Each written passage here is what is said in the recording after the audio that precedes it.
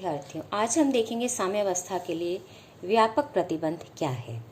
तो हमने ये देखा है कि जो निकाय की असेसेबल स्टेट्स हैं वो निकाय की ऊर्जा और एक्सटर्नल पैरामीटर x पर निर्भर करती हैं।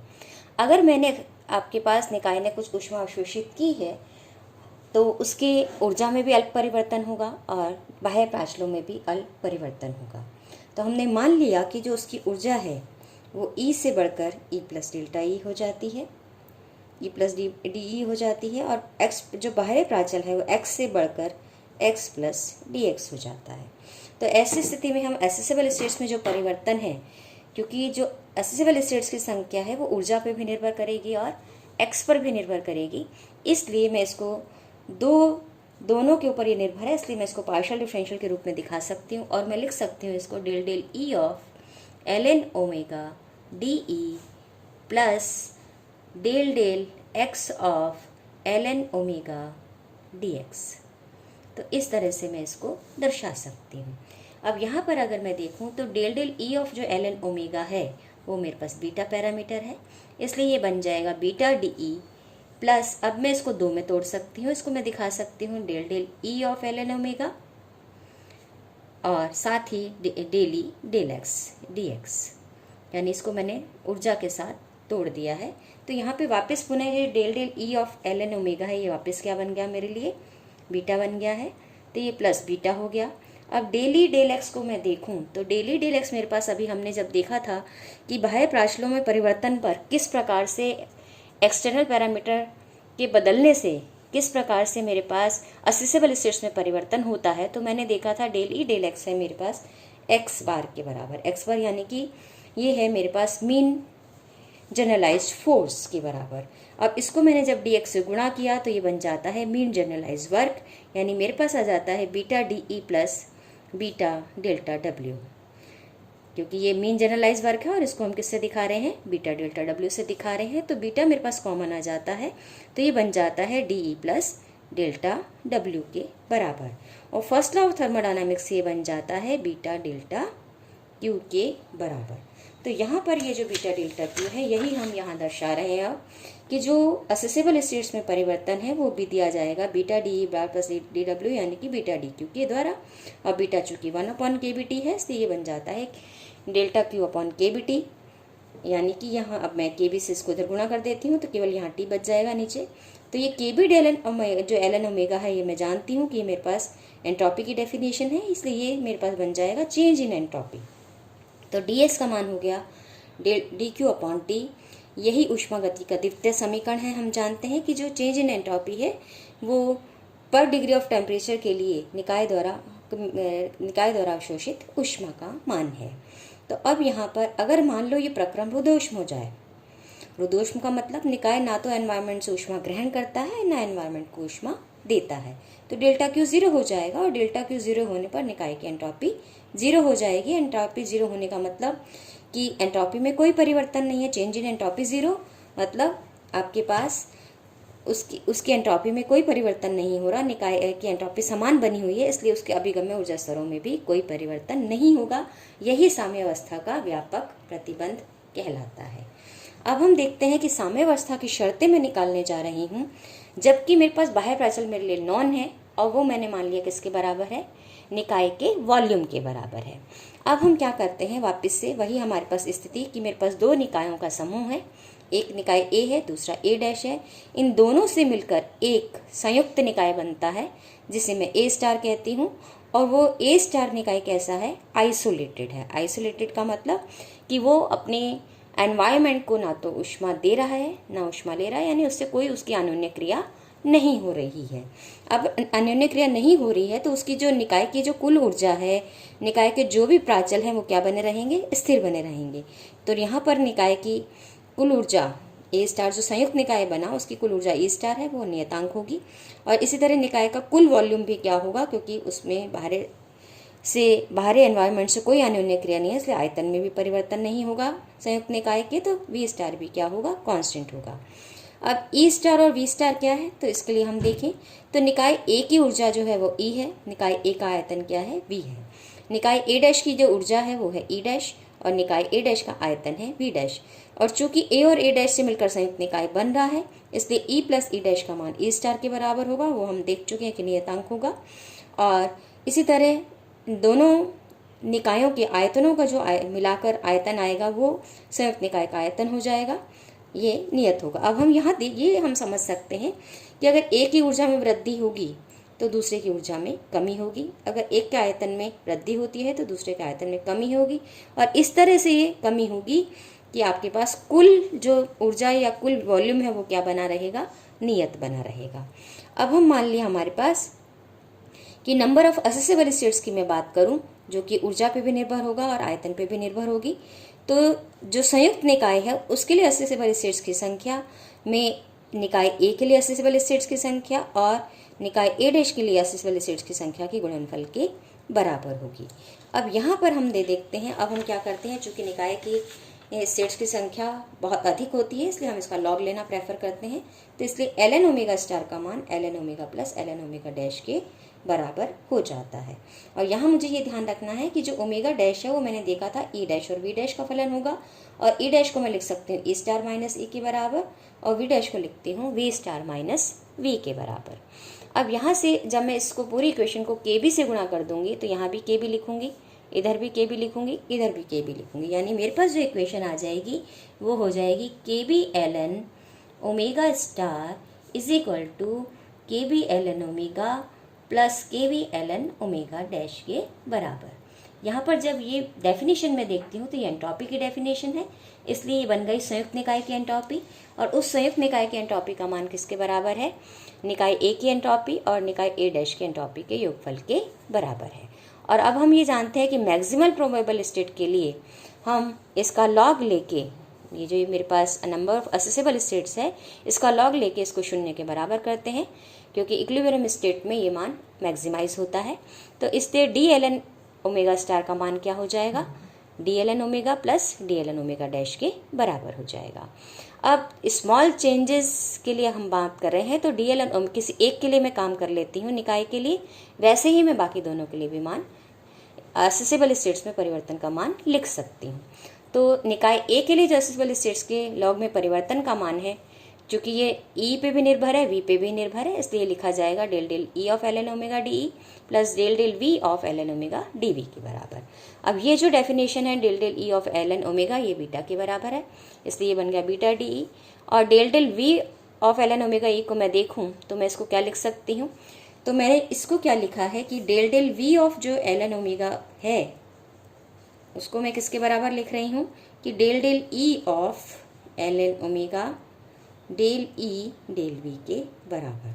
तो ये जो है मेरे पास वापस से बीटा पैरामीटर है, और डेल ई डेल वी मैं जानती हूँ क्या है, प्रेशर है। क्यों, क्योंकि ऊर्जा बल इंटू विस्थापन हो जाएगा, तो ये फोर्स अपॉन एरिया की यूनिट मुझे देगा, और फोर्स अपॉन एरिया जो होता है वो प्रेशर होता है, इसलिए आपके पास ये P bar is equal to del E del V हो गया। अब यहाँ से इसका मतलब मेरे पास क्या आ गया कि चेंज इन जो असेसेबल स्टेट्स है उसका मान क्या आ जाएगा, वॉल्यूम और एनर्जी के साथ beta D E plus beta P bar D V के बराबर। अब इसी तरह मैं इसका मान जो ए डैश के लिए असेसेबल स्टेट्स में परिवर्तन है उसका मान देख सकती हूँ, वो क्या बन जाएगा, सिमिलरली बीटा की जगह बीटा डैश और डी ई की जगह डी ई डैश। इसी तरह यहाँ पर बीटा की जगह बीटा डैश, पी की जगह पी डैश और वी की जगह डी वी की जगह डी वी डैश बन जाएगा, क्योंकि हम ए डैश के लिए जो प्राचल हैं वो डैश में दिखा रहे हैं। अब चूंकि ई डैश का मान ए स्टार माइनस ई के बराबर है, इसलिए मैं जो निकाय की ऊर्जा में ए डैश की ऊर्जा में जो परिवर्तन देखूंगी वो डी ई डैश का मान किसके बराबर हो जाएगा, D E star minus D E के बराबर हो जाएगा। और इसी तरह वी इस डैश का मान चूंकि वी स्टार माइनस वी के बराबर है, इसलिए आपके पास डी वी डैश का मान D V star minus D V होना चाहिए, लेकिन चूंकि वी स्टार नियत है इसलिए डी वी स्टार 0 होने से डी वी डैश का माइनस माइनस डी वी के बराबर और डी ई डैश का मान माइनस डी के बराबर, क्योंकि एनर्जी भी संयुक्त निकाय की कांस्टेंट है, इसलिए डी ई बार का मान भी क्या आएगा, डी ई स्टार का मान भी क्या आएगा, 0 आएगा। तो अब ये मान मैं यहाँ रख देती हूँ, तो ये बन जाएगा माइनस बीटा डी ई, ये बन जाएगा minus beta dash P dash D V, यानी यहाँ पर मैंने डी वी डैश को डी वी की टर्म्स में रिप्लेस किया है और डी ई डैश को डी ई की टर्म्स में रिप्लेस किया, तो यहाँ पर दोनों जगह माइनस साइन आ गया। अब ये दोनों मान, क्योंकि मुझे change in accessible states for system A and change in accessible states for system A dash और ए दोनों के लिए मुझे पता है, और इसको मैं इस इक्वेशन में रख देती हूँ और रखती हूँ तो मेरे पास क्या बन जाएगा, beta D E plus beta P bar D dash minus beta D E minus beta dash P bar dash D V. अब यहाँ पर दोनों जगह चूंकि मैंने एक ही निकाय के लिए कन्वर्ट कर लिया है इसलिए डी ई हो जाएगा, तो बच जाएगा बीटा माइनस बीटा डैश, और यहाँ से मैं डी वी कॉमन ले लेती हूँ तो ये बन जाएगा beta P bar minus beta dash P dash D V is equal to 0। अब चूंकि ये मान 0 है साम्यावस्था के लिए, क्योंकि चेंज इन असेसिबल स्टेट्स का मान 0 है, इसलिए आपके पास हो जाएगा कि आपके पास बीटा ये मान क्या होना चाहिए, ये दोनों जो पृथक टर्म्स हैं ये दोनों अलग अलग शून्य के बराबर होनी चाहिए। तो मैं बीटा माइनस बीटा डैश को जब मैं 0 के बराबर करती हूँ तो मुझे मिल जाता है कि beta is equal to beta dash, और जब मैं दूसरी टर्म 0 के बराबर करती हूँ यानी कि beta P bar minus beta dash P bar dash is equal to 0, तो यहाँ से मुझे मेरे पास beta P is equal to beta dash P dash मिलेगा। अब चूंकि beta is equal to beta dash है इसलिए ये कट जाएगा, इसलिए बचेगा P is equal to P dash, और बीटा हम जानते हैं 1/kbd है, इसलिए ये मुझे क्या देगा, T is equal to T dash. तो साम्यावस्था के लिए प्रतिबंध मुझे क्या मिल गया, जबकि निकाय का एक्सटर्नल पैरामीटर क्या है, वॉल्यूम है, तो मुझे जो निकाय की साम्यावस्था के लिए प्रतिबंध मिला वो क्या मिला कि साम्यावस्था आने पर दोनों निकायों के ताप बराबर हो जाते हैं और दोनों निकायों के दाब बराबर हो जाते हैं। ये है मेरा साम्यावस्था का प्रतिबंध। अब हम आगे देखते हैं और काम करते हैं कि आइडियल गैस के लिए कि मैं किस प्रकार से एंट्रोपी को डिफाइन करती हूँ। अब आइडियल गैस की जब हम बात करते हैं तो हम जो एंट्रोपी जब हम इसके निकालना चाहते हैं तो हम एंट्रोपी की डेफिनेशन अभी हमने देखी है कि एंट्रोपी की डेफिनेशन है डेल्टा क्यू अपॉन टी। अब डेल्टा क्यू का मान मैं यहाँ से रखूँ तो ये टी डी एस के बराबर हो जाएगा। अब यहाँ से अब मैं जानना चाहती हूँ उसको फर्स्ट लॉ ऑफ थर्मोडायनामिक्स को यूज़ करूँ तो डी क्यू का मान मेरे पास है D E plus P D V के बराबर, और मुझे ये भी मालूम है कि जो डी ई बार डी टी है ताप में एकांक परिवर्तन के लिए जो ऊष्मा मुझे देती हूँ वो कहलाती है विशिष्ट ऊष्मा। तो मोलर विशिष्ट ऊष्मा के लिए जब हम काम करेंगे तो डी ई बार का मान हो जाएगा सी वी डी टी के बराबर। तो यहाँ पे डी ई बार का मान मैंने सी वी डी टी के बराबर रख दिया। तो अब जब जैसे ही मान सी वी डी टी के बराबर रखा तो मुझे डेल्टा क्यू अपॉन टी चाहिए, तो मैं इसको क्या करती हूँ, इस पूरी इक्वेशन को डेल्टा क्यू अपॉन टी यानी इस पूरी इक्वेशन को टी से डिवाइड कर देती हूँ। तो ये डेल्टा क्यू अपॉन टी को मैंने टी एस रख दिया, तो यहाँ टी से डिवाइड किया तो C V D T upon T बन गया, यहाँ टी से डिवाइड किया तो P D V upon T बन गया। अब इसको मैं इंटीग्रेट करती हूँ, इंटीग्रेट करूँगी तो डी एस को इंटीग्रेट करूँगी कहाँ से कहाँ तक, टोटल एंट्रोपी निकालनी है मुझे, तो मैं कहाँ से कहाँ तक इंटीग्रेट करूँगी, S1 से S2 तक। और इसी तरह मैंने दोनों तरफ जो राइट हैंड साइड वाली टर्म है उसको मैंने इंटीग्रेट किया तो ये बन गया सी वी डी टी टी कहाँ से कहाँ तक, डी टी अपॉन टी कहाँ से कहाँ तक, 1 से 2 तक। इसी तरह ये हम यहाँ यानी इस एक अवस्था से हम दूसरी अवस्था तक जा रहे हैं। इस इंटीग्रेशन का मतलब क्या है कि मैं एंट्रोपी में परिवर्तन तब देख रही हूँ कि जब मैं अवस्था 1 से कहाँ जा रही हूँ, अवस्था 2 तक जा रही हूँ निकाय की। तो दोनों अवस्थाओं में जो चेंज इन एंट्रोपी है यानी कि एक प्रोसेस हो रहा है यहाँ पे। तो जब गैस में प्रोसेस होता है तो उसकी जो एंट्रोपी में परिवर्तन है तो उस प्रोसेस के अंतर्गत निकाय की अवस्था एक अवस्था से कहाँ पहुँच जाती है, दूसरी अवस्था में निकाय पहुँच जाता है। तो उसकी एंट्रोपी में जो चेंज हो जाता है वो C V D T upon T integral 1 से 2 तक, क्योंकि 1 से सेकेंड स्टेज तक जा रहे हैं, plus P D V upon T के बराबर होता है। अब इस एंट्रोपी को हम डिफरेंट पदों में निरूपित कर सकते हैं, किसको यूज़ करते हुए, आइडियल गैस इक्वेशन को यूज़ करते हुए। और आइडियल गैस इक्वेशन क्या है, P V is equal to R T. तो सबसे पहले एंट्रोपी को हम लिखते हैं ताप और आयतन के पदों में। तो जब मैं इसको ताप और आयतन के पदों में लिखने जाती हूँ तो सबसे पहले मुझे यहाँ पर देख रही हूँ मेरे पास जो एक डेफिनेशन है वो है S2 minus S1 is equal to C V integral D T upon T plus integration P D V upon T. तो सबसे पहले मेरा एम क्या है कि मैं जो एंट्रोपी को लिखना चाहती हूँ वो लिखना चाहती हूँ ताप और आयतन के पदों में। तो जब मैं ताप और आयतन के पदों में निकालना चाहती हूँ तो इस पी को मैं रिप्लेस करूँगी और कौन सी इक्वेशन यूज़ करूँगी कि P V is equal to R T होता है। जब P V is equal to R T होता है तो पी अपॉन टी का मान किसके बराबर हो जाएगा, आर अपॉन बी के बराबर हो जाएगा। और इसको मैं यहाँ रख दूँ तो मुझे मिल जाएगा integration C V D T upon T, ये एज इट इज़ है, इसमें मैं कोई चेंज नहीं कर रही हूँ। अब प्लस मैं आगे करती हूँ आपके पास कि मेरे पास जो समीकरण है उसमें अगर मैं देखना चाहूँ तो यहाँ से अगर मैं देखूँ तो आपके पास पी अपॉन टी का मैंने रिप्लेस किया मान, ये हो जाएगा आर वी डी वी। तो आर नियतांक है, ये बाहर आ जाएगा, तो integration D T upon T plus ये आर बाहर डी वी अपॉन वी के बराबर।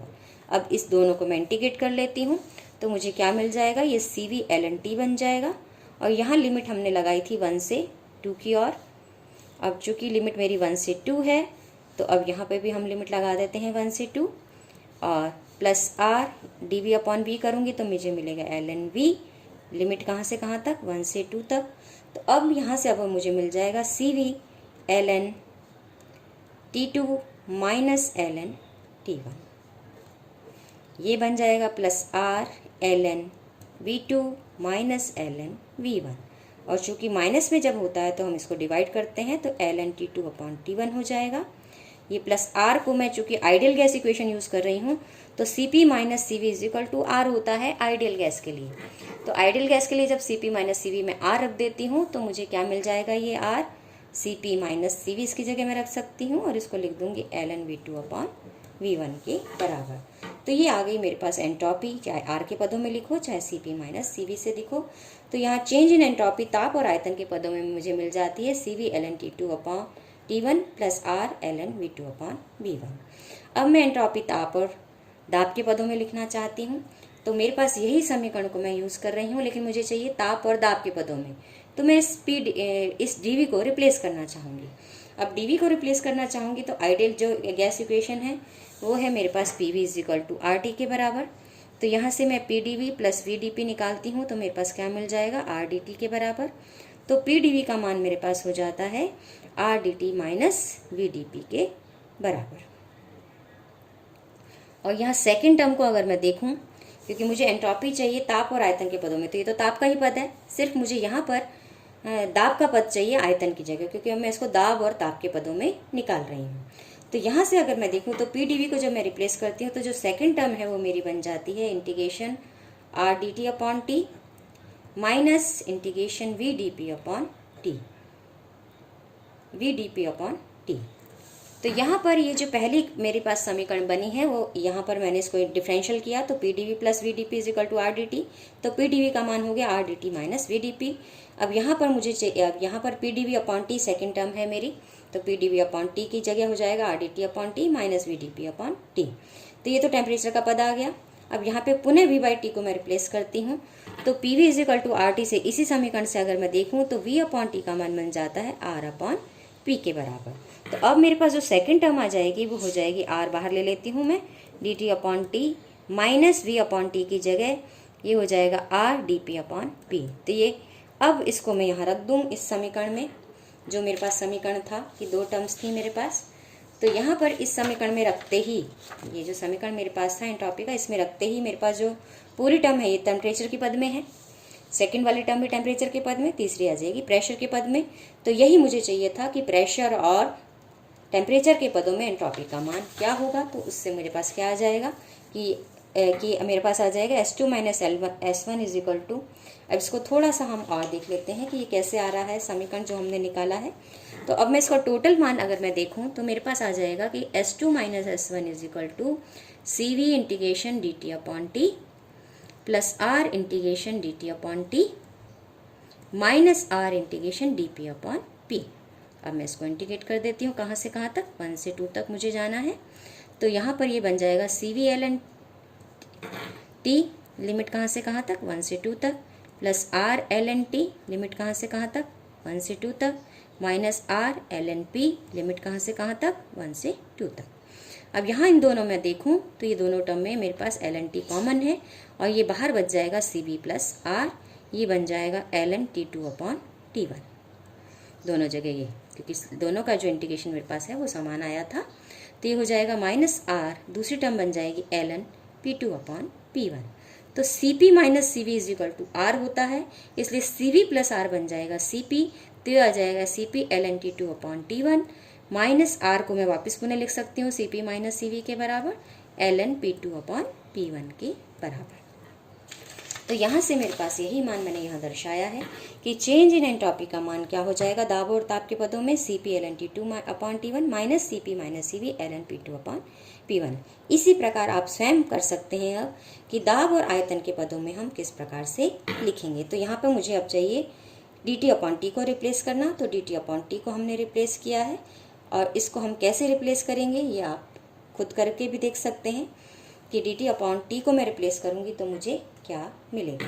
तो ये आप खुद करके देखेंगे, यहाँ हम इसको नहीं बता रहे हैं आपको, तो आप ये खुद करेंगे। ये आपके लिए है कि एंट्रोपी को दाब और आयतन के पदों में आपको निकालना है। और ये मान क्या आ जाता है कि S2 - S1 = CV ln P2/P1 + CP ln V2/V1। और एक बात आपको ध्यान रखनी है, जितनी एंट्रोपी सिस्टम की ज़्यादा होगी उतना ही उसमें डिसऑर्डर ज़्यादा होगा, और जितना डिसऑर्डर ज़्यादा होगा उस सिस्टम की एनर्जी उतनी ही लोअर होगी। तो ये बात हमें ध्यान रखनी है। और ये बात हमें सेकंड लॉ ऑफ थर्मोडायनामिक्स बताता भी है कि आपके पास निकाय जो भी एनवायरनमेंट है, या फिर हमें कहें जो भी यूनिवर्स है, उसमें सिर्फ वही प्रोसेस होते हैं जिसमें एंट्रोपी या तो बढ़ती है या वही रहती है। अब हम कल देखेंगे कि डिफरेंट प्रक्रमों में मेरे पास आदर्श गैस की एंट्रोपी का मान क्या हो जाता है। धन्यवाद।